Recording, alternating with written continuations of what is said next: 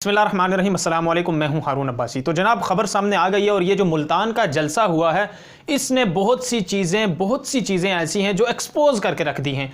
देखें, एक बात बड़ी सिंपल और बड़ी वाजिया है, अपोजिशन जो चाहती है और जो ये करने जा रही है और आइंदा आने वाले दिनों में, और मौलाना फजलुर रहमान जिस सूरत में इसकी क़यादत कर रहे हैं वो तो आपके सामने ही है। लेकिन मैं इस हवाले से यहाँ पर बात करूँगा जो एक आम इंसान की बात की जाती है, हमेशा से धोखा दिया जाता है, और उस बेदर्दी की बात करूँगा जो इस जलसे ने पूरे पाकिस्तान ने देखा कि एक तरफ आग लगी हुई है और इतनी बड़ी जो पैमाने पर एक कशीदगी फैली हुई है और आग लगी है और लोग उधर परेशानी से मजबूर होकर परेशानी से उस आग से भाग रहे हैं, और दूसरी तरफ क्या तमाशा था, दूसरी तरफ क्या मंजन बेचा जा रहा था वो आपके सामने आपने देखा होगा कि दूसरी तरफ स्टेज सजा हुआ था और वहां पर कोई आवाम का दर्द नहीं रखा गया और एक बंदे ने आवाज़ नहीं उठाकर कही कि यार जलसे के करीब उधर आग लगी हुई है, वहां पर हमारे कारकुनान हैं, जो लोग आपके लिए निकले हैं, आपकी हमायत में बाहर निकले हैं, उनकी हिफाजत के बारे में बात की जाए और इंतज़ामिया को हरकत में लाया जाए और उनके लिए रिलीफ पहुंचाया जाए। लेकिन नहीं, यहाँ पर यही अपना मंजन बेचा गया और रियासत के ख़िलाफ़ इनकी जहर उगलते रहे, और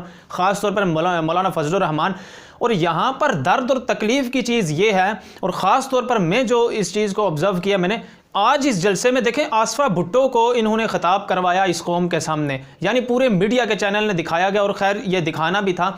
मैं आपसे ये सवाल करता हूँ, और एक कॉमन सेंस की बात है कि मैं यहाँ पर किसी की पार्टीबाजी करने नहीं बैठा हुआ, या मैं ये नहीं कह रहा कि मैं इमरान खान साहब की हमायत करना चाहता हूँ। इंतज़ामिया ने भी बहुत बड़ी बड़ी गलतियाँ की हैं इस जलसे के हवाले से, और जो सबसे ज़्यादा इंतशार फैलाने में रोल है वो मैन इंतज़ामिया का है। मुल्तान की जो ज़िले इंतज़ामिया और जो मामलात हैं इंतशार की तरफ, उन्होंने डबल गेम किया। उन्होंने पीडीएम के लोगों को भी जो मामलात हैं उनके साथ भी तय किया, और हुकूमत को भी उन्होंने गुड का उन्होंने ऑप्शन उनको ये कहा है कि सब गुड है ये निज़ाम। लेकिन यहाँ पर बात की जा रही है बेहिसी और बेदर्दी की। मुझे आप ये बताएं, कॉमन सेंस है कि आसफा भुट्टो को किस हवाले से खिताब करवाया गया। आसफा भुट्टो किस, या तो वो इलेक्टेड मेंबर हों या उनका कोई सियासी बैकग्राउंड हो, यानी इस कौम पर आप इस तरह मुसल्लत हो रहे हैं और इस कौम को इतने बेदर्दी से, पहले आपके जो नाना फिर दादा और आपके बापू ने इस मुल्क को लूटा है, आपके बड़ों ने लूटा है।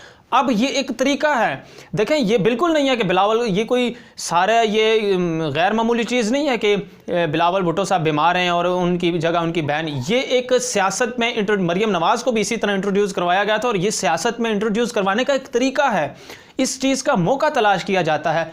मैं तो आसफा भुट्टो को लीडर मानने के लिए तैयार नहीं हूँ। मैं इसको चीज़ को कभी भी ऑन नहीं करूँगा कि वो इस कौम से खिताब करें एज अ लीडर के तौर पर। उनकी क्या कुर्बानियाँ हैं, या अगर बात की जाए मरियम नवाज़ की, या उनके मरियम नवाज़ के जो आज जो बेटे और नवासे तैयार हो चुके हैं इस मुल्क की जो है क़यादत करने के लिए, उनका क्या सियासी बैकग्राउंड है। यहाँ पर आप खुद सवाल करें कि क्या आसफा भुट्टो पीपल्स पार्टी की क़यादत करने के लिए बची थी? क्या यूसुफ रज़ा गिलानी नहीं है, जो मुल्तान के जो साबिक वज़ीर आज़म भी और मुल्तान के जो रहनुमा हैं पीपल्स पार्टी के, क्या इससे बड़े बड़े काबिल इंसान नहीं हैं? यानी इस कौम को तैयार किया जा रहा है और एक जो ख़ास तौर पर माहौल दिया जाता रहा है कि आपने हमारे ही पहले बापों की ग़ुलामी करनी है, फिर हमारे औलादों की ग़ुलामी करनी है, और आज हम अपने नवासे इंट्रोड्यूस करवा चुके हैं इस कौम को ग़ुलामी के लिए। और जहाँ पर वो लोग थे वो उनको ज़हनी तौर पर ग़ुलाम बनाया जा रहा था, और हर तरफ ही यही है। जितने आज जो स्टेज में तमाशे लगते रहे, 3 स्टेज लगे, तीनों में जो मुश्तरका तमाशे थे, उनमें आप देख लेना, आप हिस्ट्री उठा लें। मुझे आप गलत कह सकते हैं, लेकिन आप खुद थोड़ा सा कॉमन सेंस यूज़ करें, थोड़ी सी रिसर्च आप खुद करें ना,